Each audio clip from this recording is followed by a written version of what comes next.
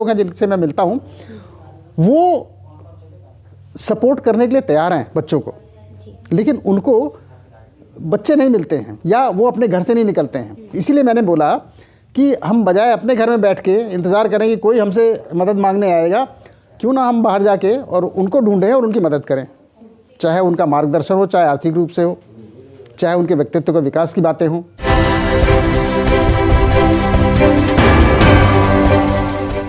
जी हाँ, मैं समता की सपोर्टर हूँ, मैं रोशनी रिपोर्टर हूँ। नमस्कार, मैं हूँ आपके साथ रोशनी और आप देखना शुरू कर चुके हैं रोशनी की रिपोर्टिंग गांव से शहर तक।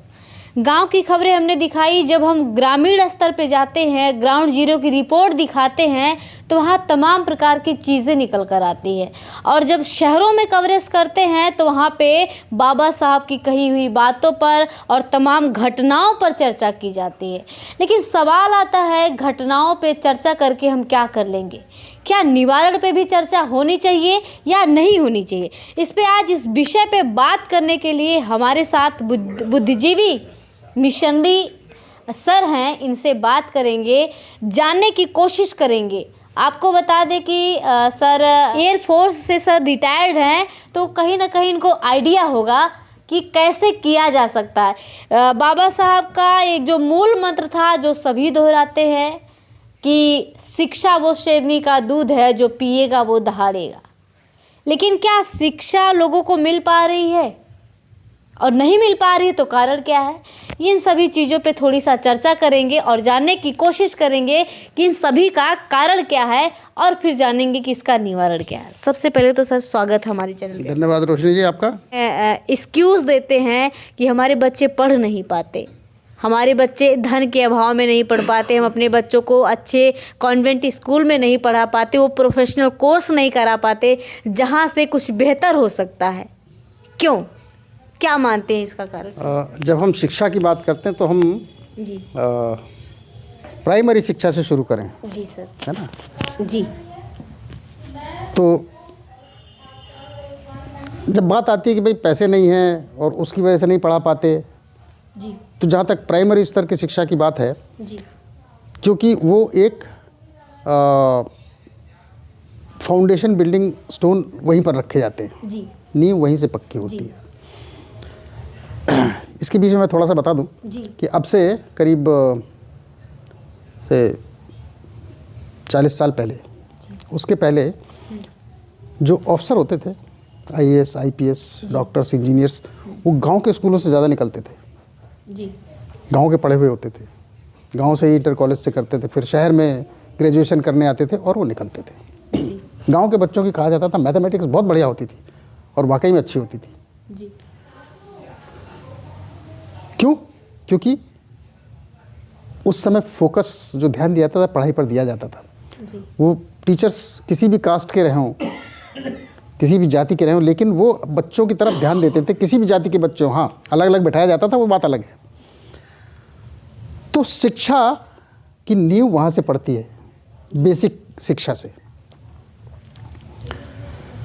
तो अगर जो हम कहते हैं कि भाई पढ़ाई के पैसे नहीं, तो बेसिक शिक्षा में आज भी ऐसा नहीं कि पैसे खर्च करने पड़े, जी, है ना? यस, बेसिक के बाद जब हम कक्षा 10 तक कर लेते हैं और उसके बाद फिर पैसे का कंस्टेंट आता है। पैसा तो एक वाइटल रोल प्ले करता ही है, क्योंकि शिक्षा को प्राइवेटाइज करके इतना महंगा कर दिया गया है। और उसका भी एक प्लानिंग है इनकी कि प्राइमरी शिक्षा बंद कर दो, फिर उसके बाद अगर मान लीजिए प्राइमरी शिक्षा किसी ने ले लिया है तो कक्षा 10 ना कर सके, कक्षा 10 पास हो गया है तो शिक्षा उसके आगे इतनी महंगी कर दो कि वो शिक्षित ना होने पाए। लेकिन जो आपका बेसिक सवाल है कि लोग शिक्षित क्यों नहीं और ऐसा बहाना क्यों करते हैं कि भाई पैसे नहीं है हमारे पास। यस, पैसा वाइटल रोल प्ले करता है उच्च शिक्षा में ख़ास तौर से। लेकिन ऐसा नहीं है कि सबके साथ ऐसा हो। हमारे आजकल जो हमारे उम्र के लोग हैं, उनके बच्चे जिनके पास पैसे हैं ठीक ठाक, उनके बच्चे पढ़ गए और पढ़ रहे हैं क्योंकि वो सक्षम हैं। लेकिन जो मुख्य समस्या हमारी आती है कि हमको हर स्तर पर आज, यह भी कुछ सालों से शुरू हुआ है, हर स्तर पर आज हमको शिक्षा से वंचित किए जाने की कोशिश हो रही है। तो इन कोशिशों पर पानी कैसे फेरा जाए और उसके बावजूद हम शिक्षित हों, चाहे हमारे पास पैसा है या नहीं है। पहले जब प्राइवेटाइजेशन शिक्षा का नहीं हुआ था, जैसे मैंने इंजीनियरिंग किया तो हमारा स्कॉलरशिप के अंदर इंजीनियरिंग हो जाता था और उसमें भी पैसे बच जाते थे, तो कपड़े बन जाते थे और कुछ घर का सामान भी आ जाता था ज़रूरत का। लेकिन आज ऐसा नहीं है। तो शिक्षा में रोड़े हैं, लेकिन इन पर कैसे विजय प्राप्त की जाए, इन रोड़ों को कैसे दूर किया जाए, इस पर हमें ध्यान देना है। क्या पहले से अब ज़्यादा कठिन हो गया है शिक्षा ग्रहण करना, पढ़ना? यस, शिक्षा को हम दो तरीके से लेते हैं जी। एक तो ये है कि हमने जो आम तौर पे हम कहते हैं किताब पढ़ लिया, डिग्री ले लिया जी। लेकिन जो हमने किताबों में पढ़ा उसको कितना आत्मसात किया। तो बाबा साहब जिस शिक्षा की बात कर रहे थे वो ये था कि हमने जो पढ़ा है उससे हम बुद्धिजीवी कैसे बन सकते हैं। ये ऐसा नहीं कि हमने डिग्री ले लिया और तुम बुद्धिजीवी हो गए, ऐसा नहीं है। केवल डिग्री ले लेने से आदमी बुद्धिजीवी नहीं हो जाता है। जो शिक्षा हमने किताब में पढ़ी उस शिक्षा को हम कितना समझ सके और उसको अपने व्यक्तित्व में कितना उतार सके। तो जब हम बात करते हैं शिक्षित, तो बाबा साहब के सही अर्थों में हम शिक्षित नहीं हुए। यस, हमने रोजी रोटी कमाने के लिए, अच्छा पैसा कमाने के लिए शिक्षा प्राप्त कर ली, डिग्री ले लिया और हमारा कुछ काम मिल गया, हमने काम करना शुरू कर दिया। लेकिन जो सपना बाबा साहब ने देखा था उस सपने से आज भी हम कहीं दूर हैं। अभी हमारे मित्र बता रहे थे कि जो पढ़ लिख गए हैं उनको क्या करना चाहिए। डिग्री तो उन्होंने ले लिया है, लेकिन क्या वो अपनी सामाजिक जिम्मेदारियों के प्रति सचेत हैं? क्या उसके बारे में सोचते हैं? बहुत कम लोग हैं जो ऐसा सोचते हैं। ऐसा नहीं कि बिल्कुल नहीं सोचते, सोचते हैं लोग। तो शिक्षा ऐसी माहौल में जहाँ पर कि एक तरफ हमें शिक्षित ना होने देने की सारी तरकीबें लगाई जा रही हैं, तो हमें उसको ब्लंट कैसे करना है, इसके लिए ज़रूरी है कि हम एक दूसरे की मदद करें। हमारे समाज में बहुत सारे बच्चे ऐसे हैं जो ब्रिलियंट हैं,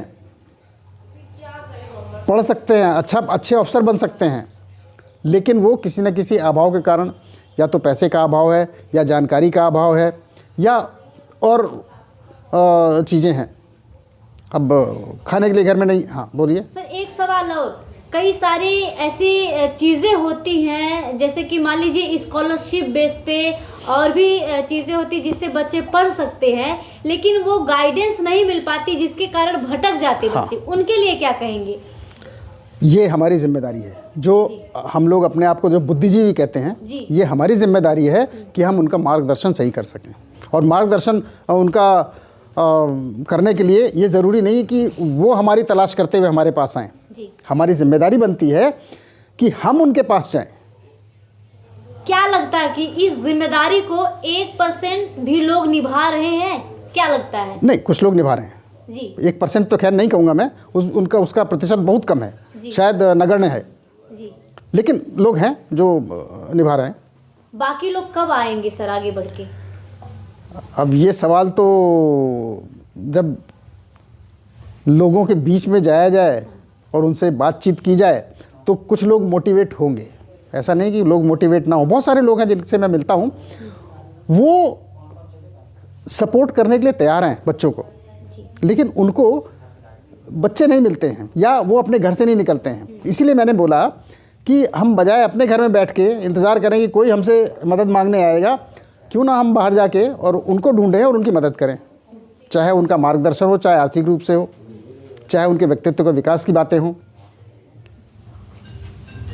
ये सारी चीज़ें कैसे पॉसिबल होंगी सर? कैसे पॉसिबल हो पाएंगी? इसके लिए क्या योजनाएं बनाई जा रही हैं? सबसे पहली चीज़ तो ये है कि जैसे हमारे अभी मित्र बता रहे थे, इसके लिए जो पढ़े लिखे लोग हैं तथाकथित, उनमें जागरूकता ज़रूरी है। पढ़ लिख गए लेकिन जागरूकता उनमें भी नहीं है। समाज के प्रति उनके अपने कर्तव्य क्या हैं, ये इसके बारे में नहीं सोचते हैं। तो अगर जो हम किसी तरीके से इस पढ़े लिखे तबके में समाज के प्रति जागरूकता पैदा करें तो हमें बहुत सारा सपोर्ट इससे मिल सकता है। जो बड़े बड़े मंचों से बड़ी बड़ी बातें हुआ करती हैं, मनुवाद को लेकर, हिंदुत्व को लेकर तमाम मुद्दे हैं जो मुझे लगता है कि इतना ज़्यादा नहीं होना चाहिए। उसके लिए लोग मंचों पे खड़े होकर बातें करते हैं, विचार करते हैं, लेकिन जो सच में जिस पे काम करना चाहिए उसके लिए योजनाएं कब बनेंगी? इसके कई पार्ट हैं जी। देखिए, मंच पर खड़े होकर बोलना भी ज़रूरी है। अपनी आवाज़ हम मंच के ज़रिए ही, मंच या सड़क के ज़रिए अपनी आवाज़ हम उसी के ज़रिए पहुंचा सकते हैं, बुलंद कर सकते हैं। जी। तो हम जो मंच से बोलते हैं उनको नकार नहीं सकते हैं, लेकिन इसके साथ साथ जो हम मंच के नीचे बैठे रहते हैं, वो जो मंच से बोल रहे हैं, करना क्या है ये हम सब का काम है। हम खाली ये देख लें कि मंच से उन्होंने बोला है तो वही एक्शन लेंगे, ये संभव नहीं है। हमको अपना अपना काम का दायरा सुनिश्चित करना पड़ेगा। उनका काम है वो अच्छा बोल लेते हैं तो मंच से बोलते हैं, लेकिन जो अच्छा नहीं बोल सकते, अच्छा सोच सकते हैं या कुछ सपोर्ट करने की ताकत रखते हैं, तो उनको अपना ये काम संभालना चाहिए। मोटिवेशन का काम कर रहे हैं मंच वाले। वो जब आप देखो जो कोई बहुत बढ़िया बोलता है तो लोगों को जोश आता है, वो ज़रूरी है। मोटिवेशन में जोश बहुत बड़ा फैक्टर होता है। तो मंच से ठीक है, लेकिन संयमित भाषा में। गाली देके किसी को कुछ नहीं होगा, और मंच से हम उसका निवारण भी दे सकते हैं। तो क्या आप क्या कहना चाहेंगे कि जो योजनाएं बन रही है या बनेंगी, कैसे होगा ये? इस पे योजना ऐसी तो मुझे कोई ठोस योजना समझ में आती नहीं कि कोई बैठ के एक योजना बनाई गई हो। सब लोग अपने अपने हिसाब से अलग अलग काम कर रहे हैं, लेकिन जब हम मासेस की बात करते हैं और समाज परिवर्तन की बात करते हैं तो उसके लिए ज़रूरी है कि एक कॉमन प्लेटफॉर्म हो जहां पर एक योजना के तहत काम किया जाए और सबका काम अलग अलग बांटा जाए। हमारे वीडियो को जो स्टूडेंट्स देख रहे हैं या फिर जो अभिभावक देख रहे हैं, उनको क्या संदेश देना चाहेंगे आप? स्टूडेंट्स का तो सबसे पहला काम है कि पढ़ाई करो, जी, ठीक है, और जो शिक्षा प्राप्त कर रहे हो उस पर चिंतन मनन करो। केवल रट के पास होने से बात नहीं बनेगी। जो भी शिक्षा जिस क्षेत्र में भी हम कर रहे हैं उस पर चिंतन मनन होना चाहिए। मतलब आप अपनी शिक्षा के प्रति और अपने प्रति ईमानदार होना बहुत ज़रूरी है। जी। साथ साथ हमारा जो वैल्यूज़ हैं, जो पंचशील से पैदा हुई हैं, बाबा साहब ने उनका प्रचार प्रसार किया, तो उन वैल्यूज़ को स्टूडेंट्स के लिए समझना ज़रूरी है। तो स्टूडेंट्स का काम यह है। रह गई अभिभावक की बात, तो अभिभावक डिलेमा में रहता है, मैं क्या करूं। अगर जो बेसिक शिक्षा में है अभिभावक, तो वहाँ पर तो गांव में जाकर मैंने देखा है कि लोग बच्चे को स्कूल इसलिए नहीं भेजना चाहते क्योंकि वहाँ पर पढ़ाई नहीं होती है। दूसरा, उनके दिमाग में ये भी कहीं रहता है कि क्या कराना, पढ़ा के नौकरी तो करनी नहीं है। लेकिन इस बारे में अगर जो हम राइट टू एजुकेशन एक्ट पढ़ें और उसकी लाइट में हम गांव वालों को बताएं, या जो सक्षम लोग नहीं हैं, क्योंकि उनकी पहुंच वहाँ तक नहीं है, लोग जानते भी नहीं हैं, तो फिर वही जो तथाकथित बुद्धिजीवी हैं, अपने आप को हमारे जैसे कहते हैं, उनको ज़रूरत है कि RTE पढ़ें, राइट टू एजुकेशन एक्ट पढ़ें और उसको सरल भाषा में समझाएं उनको। इसके साथ बीच में एक और मैं चीज़ जोड़ देना चाहता हूँ। ज़रूरत है कि हम बहुत सारे लोग संविधान की बात करते हैं। हम में से कितने लोगों ने संविधान पढ़ा है? लेकिन इस संविधान को सरल भाषा में समझाने की ज़रूरत है, गांव-गांव तक पहुंचाने की ज़रूरत है, हर झुग्गी झोपड़ी तक पहुंचाने की ज़रूरत है, ठीक है। तो जब वो हम बता देंगे तो लोग अपने आप मोटिवेट होंगे, उनको अपने आप रास्ता दिखाई पड़ेगा। संविधान, पंचशील, बाबा साहब की बातें और संविधान, ये अपने आप में बहुत ज़्यादा है कि इससे आदमी अगर जो इसको थोड़ा बहुत मोटा मोटा समझ ले तो उसको रास्ता अपने आप नज़र आता है। फिर किसी के ज़्यादा मोटिवेशन की ज़रूरत नहीं पड़ती, थोड़े बहुत मार्गदर्शन की ज़रूरत पड़ती, वो लेकिन संविधान की बात तो फिर से मैं वही बात कहूँगी सर, संविधान की जो चर्चाएं होती हैं वो सिर्फ और सिर्फ मंचों तक होती हैं, गांव में कब जाएंगी ये चर्चाएं? गांव में आप जैसे पत्रकार पहुंचाएंगे, लेकिन सरल भाषा में केवल दिखाएंगे ना सर। देखिए ऐसा है, जी पत्रकार एक ऐसा लिंक है जो तथाकथित बुद्धिजीवी है या जो मंच से बोल रहे हैं उसको, जो साधारण पब्लिक है, पत्रकार ही पहुंचाता है वहां तक। यहाँ पर कोई मीटिंग हो गई, बड़े मंच से भाषण दे लिया, तो अगर जो पत्रकार उसको नहीं पहुंचाएगा तो वो यहीं तक सीमित होकर रह जाएगा। पत्रकारों की बहुत बड़ी जिम्मेदारी है। बाबा साहब ने क्यों अखबार निकाला था? इसीलिए निकाला था ना कि इसको जन जन तक कैसे पहुंचाया जाए। पत्रकारों की बहुत बड़ी जिम्मेदारी है जी। हाँ, तो इसलिए पत्रकार को बहुत ही सोच समझकर अपना काम करना होता है। खैर वो तो आप लोग जानते हो। चलिए बहुत बहुत शुक्रिया सर। तो आपने देखा कि सर ने पत्रकारों को भी यहाँ पे कहीं ना कहीं सचेत किया है और एक संदेश दिया है कि पत्रकारों का काम होता है किसी भी चीज़ को लोगों तक, जैसा कि पत्रकार का नाम ही है मीडिया माध्यम, एक माध्यम बने और माध्यम बने तो सरल तरीके से लोगों तक पहुंचाए। तो सर की बातें सुनने के बाद आप क्या कहना चाहेंगे, और जो लोग देख रहे हैं, जो पढ़े लिखे बुद्धिजीवी लोग हैं, उनकी क्या जिम्मेदारी बनती है? सर की बातें सुनने के बाद अगर वो अपनी जिम्मेदारी समझते हैं तो इस मुहिम को शुरू कर दें और लोगों तक जाए। ये ना इंतज़ार करें कि बच्चा स्टूडेंट्स आपके पास आएगा, बल्कि आप अपनी जिम्मेदारी को, अपने दायित्व को खुद समझें और उनके पास जाएं। जो भी जैसे भी कन्विंस बन पाता है, तन से, मन से, धन से, आप उन्हें मार्गदर्शन दें। धन से सहयोग कर सकते हैं तो धन से दें। यदि आप किसी इंस्टीट्यूट में हैं, वहाँ से कोई हेल्प मिल सकती है तो वहाँ से दें। ये मेरा आज की वीडियो, आज का मेरा प्रयास जो दिखाने का रहा, इसके बारे में आप क्या कहना चाहेंगे? कमेंट बॉक्स में लिखकर ज़रूर बताएं। धन्यवाद।